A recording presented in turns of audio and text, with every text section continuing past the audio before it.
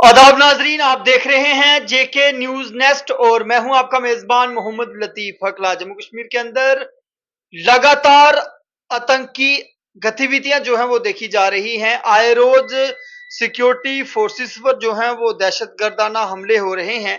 और जैसा कि आपने गुज़श्ता रोज देखा कि जिला डोडा के अंदर सिक्योरिटी एहलकारों पर जो है वो एक टेररिस्ट अटैक जो है वो होता है, जिसमें 4 जवान जो है वो शहीद हो जाते हैं। उनमें एक जो है वो सीनियर ऑफिसर भी जो है वो शामिल था। और उसके अलावा जो है आपने पिछले दिनों ये भी देखा कि जम्मू कश्मीर के ऊपर एक नया एक्सपेरिमेंट जो है वो केंद्र सरकार जो है वो कर रही है। पिछले दिनों रीऑर्गेनाइजेशन एक्ट 2019 के अंदर तरमीम हुई और अब जम्मू कश्मीर के अंदर जब असेंबली के इंतखाबात होंगे तो उन चुनाव में जो है जो चीफ मिनिस्टर बन के आएगा उससे कई गुना ज्यादा पावर जो है उस बिल के तहत जो है वो लेफ्टिनेंट गवर्नर को मिली है। वक्त दिया जनाब से बात करेंगे। शौकत जी, आपका बहुत बहुत शुक्रिया।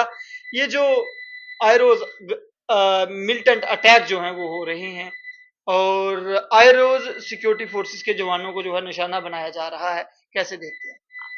शुक्रिया लतीफ़ साहब। ये बड़े दुख की बात है कि ये हर दूसरे चौथे दिन 4-5 जवान शहीद हो रहे हैं और उन माँओं को पूछो, उन और उनकी जो बीवियाँ हैं उनको पूछो, उनके बच्चों को पूछो जिनके सिर से बाप का साया जाता है।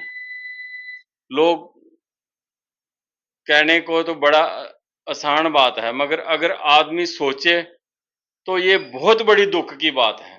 सर, पड़ोसी मुल्क भी तो जो है वो चैन की नींद नहीं बैठ रहा, क्योंकि पड़ोसी मुल्क को भी जो है वो आराम करना चाहिए। क्यों किसी दूसरे मुल्क की खुशियां जो है वो पड़ोसी मुल्क से जो है बर्दाश्त नहीं होती? जो आए रोज पाकिस्तान के दहशतगर्दों को जम्मू कश्मीर के अंदर धकेला जाता है, पाकिस्तान को क्यों जो है हिंदुस्तान की खुशियां बर्दाश्त नहीं होती? खुद वो कुछ कर नहीं सकता और हिंदुस्तान की खुशियों में जो है वो खलल डालने की कोशिश करता रहता है। देखो, जैसा कि हमारे जो लीडर हैं फ़ारूक साहब, उन्होंने बहुत बार बोला है कि बात करनी चाहिए, टेबल पे आके बात करनी चाहिए। मेरी नज़र में इसके 2 ही मसले हैं कि जहाँ तो उनको मुँह तोड़ जवाब देना चाहिए, तो जहाँ बात करनी चाहिए।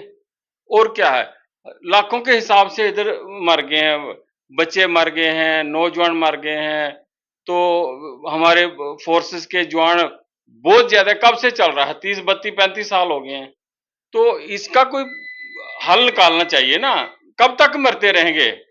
कब तक हमारी माएँ जो अपने बेटों से हाथ धो बैठेंगी? कब तक हमारी जो बहनें हैं वो अपने खामद से हाथ धो बैठेंगी? कब तक बच्चे हमारे यतीम होते रहेंगे? आखिर गवर्नमेंट को भी इस पर सोचना चाहिए ना। गवर्नमेंट ने हम सुनते आए हैं कि देखो जी 370 टूटी है तो इधर पत्थरबाजी बंद हो गई है, मिलिटेंसी बंद हो गई है। ये सारा जो है करा धारा जो था ये 370 का था। अब 370 को टूटे हुए तोड़े हुए इन्होंने 4-5 साल हो गए हैं, मेरे ख्याल 5 साल हो गए हैं। तो 5 साल में अब फिर ये क्यों हो रहा है? अगर इधर पीस आ गया, अमन आ गया, हम भी चाहते हैं कि पीस होना चाहिए, हम भी चाहते हैं कि अमन होना चाहिए। देखो, ईमानदारी की बात है, अगर कोई फौजी मरता है तो मुझे दुख होता है, क्योंकि उसकी माँ का बेटा गया है। क्योंकि वो आदमी ने ये सोचना चाहिए कि अगर इसकी जगह मैं होता या मेरा बेटा होता, जिस बच्चे का बाप गया है, जिस बच्ची का बाप गया है, उसको पूछो ना दर्द क्या है। ये कब तक चलता रहेगा? इन चीजों पे हमारी गवर्नमेंट को सोच विचार करना चाहिए कि कैसे इसका हल कैसे निकाला जाए। सर, एक तोहफा भी मिला है जम्मू कश्मीर के लोगों को। रीऑर्गेनाइजेशन एक्ट 2019 में तरमीम हुई है। अब गवर्नर की पावरें जो हैं, लेफ्टिनेंट गवर्नर की पावरें जो हैं चीफ मिनिस्टर से ज्यादा होंगी। और अपोजिशन जो है इस पर क्या स्टैंड जो है वो रखती है? देखो जी, ये एक तोहफा नहीं मिला है। 2019 के बाद हमारे जम्मू कश्मीर को तोहफे ही तोहफे मिल रहे हैं। एक तोहफे की बात नहीं है, इधर तोहफे ही तोहफे मिल रहे हैं। एक तोहफा नहीं है अभी, तोहफे ही तोहफे मिल रहे हैं। तो क्या है, एक तोहफा मिला स्मार्ट मीटर का, स्मार्ट सिटी का, स्मार्ट बसें। जो स्मार्ट मीटर लगे हैं, सच बताऊं ईमानदारी की बात, कि ना वो केबल लगी है, ना तारें जो चेंज हुई हैं, ना पोल लगे हैं, स्मार्ट मीटर लगे हैं, कनेक्शन नहीं दिया स्मार्ट मीटर का, और फोटो खींच के जुर्माना आ गया है। ये जम्मू को तोहफा मिला है दिल्ली से। ये जम्मू हमारी जो स्टेट थी, अच्छी भली स्टेट थी, खुशहाल स्टेट थी, इसको यूटी में तब्दील करके आज हमें भिखारी बना दिया है। ये तोहफा मिला हमें, बहुत डेवलपमेंट हुई हमारे जम्मू में कि हम भिखारी बन गए हैं। सच सच बात बोल रहा हूँ, सच बोलना जो है कड़वा जरूर लगता है। आप कह रहे हैं जम्मू के लोग जो हैं भिखारी बन गए हैं। पिछले दिनों हमने देखा लोकसभा के इंतखाबात हुए और जिस भाजपा ने जम्मू के लोगों को भिखारी बनाया, ये मैं नहीं कह रहा, आपके अल्फाज है, जम्मू के लोगों ने उसी भाजपा को झोली भर भर के वोट दिए और आपने भी बड़ी कोशिशें की, लेकिन क्यों आप जम्मू के लोगों को समझा नहीं पाए? आप दोनों की दोनों सीटें जो हैं इंडिया ब्लॉक के जो कैंडिडेट हैं जम्मू से हार गए। देखो जी, अब लोगों ने वोट तो बहुत ज्यादा रमन बल्ला को वोट दिया है और लाल सिंह को बहुत ज्यादा वोट मिला है, ये नहीं है कि लोगों ने वोट नहीं दिया है। अब थोड़ा बहुत कुछ होता है ना लोगों में भी, कि चलो लोग देखते हैं कि अब की बार देखें यार कुछ हमारा भला हो जाएगा, कुछ वो ऐसे ही वो बस। कभी जम्मू का भला होगा क्या लगता है? देखो जी, जब तक जम्मू के लोग खुद इस बात को नहीं समझेंगे तब तक जम्मू का भला होने वाला नहीं है।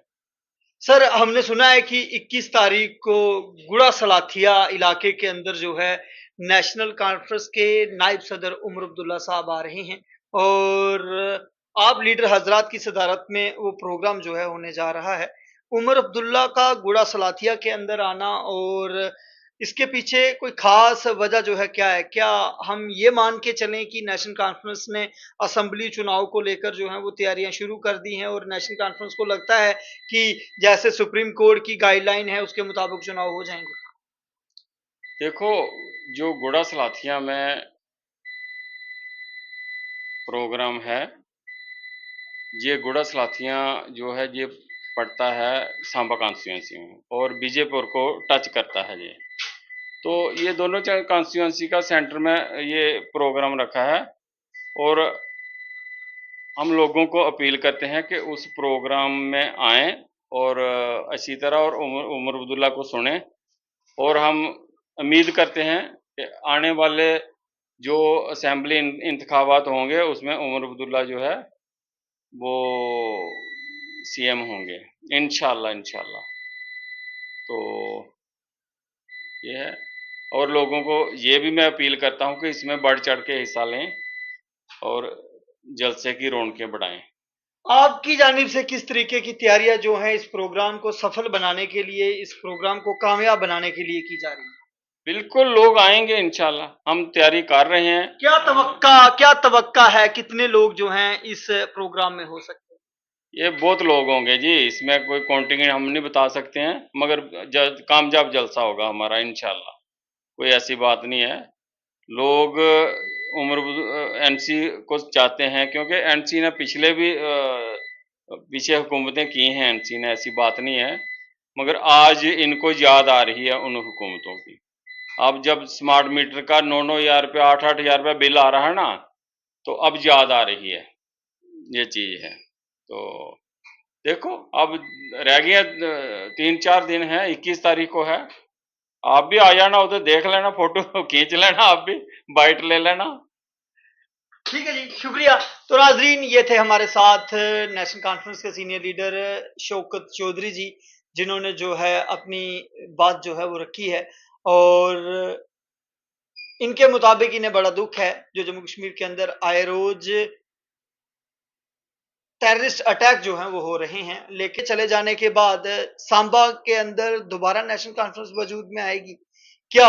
सांबा में उस तर्ज पर दोबारा जो है नेशनल कॉन्फ्रेंस का वजूद बनेगा? ये सारे सवालात जो हैं लोगों के दिलों में जो है वो शुरू हो चुके हैं और इस प्रोग्राम से बड़ी सारी तवक्काएँ जो हैं वो लोगों को हैं और लीडरों को है। जैसा शौकत जी ने कहा कि जम्मू के लोग तब तक नहीं बदल सकते जब तक कि जम्मू के लोग खुद अपने आप को बदलने की कोशिश नहीं करेंगे, तो ये हम सब लोगों को सोचना होगा। बहरहाल आज के इस प्रोग्राम में बस इतना ही, मुझे और मेरी टीम को दें इजाज़त। आपको ये प्रोग्राम कैसा लगा कमेंट बॉक्स में ज़रूर बताएँ। बहुत-बहुत शुक्रिया।